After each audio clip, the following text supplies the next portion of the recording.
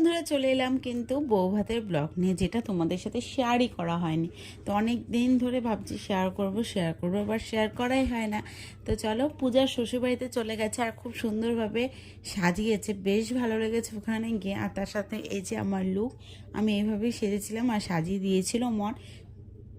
ভীষণ ভালো লেগেছিল সাজটা নিজের কাছে এবং সবার কাছে, সবাই বলেছে দারুণ লাগছিল। কারণ আমি কখনো পিন আপ করে শাড়ি পরি না, বাট পিন আপ করে পরেছিলাম।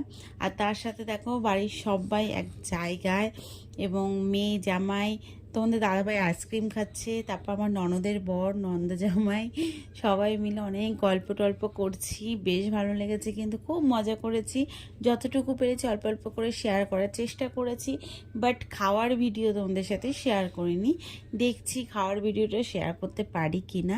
তো যদি এই ভিডিওগুলো ভালো লাগে তোমাদের লাইক করো, শেয়ার করো, কমেন্ট করো, আর আমার পাশে কিন্তু এভাবেই থেকো। আর আমাকে কেমন লাগছে সেটাও বলো, আর আমাদের পূজা রানীকে কেমন লাগছে সেটাও বলো। যতটুকু পেরেছি ওখানে গিয়ে ভিডিও করার চেষ্টা করেছি।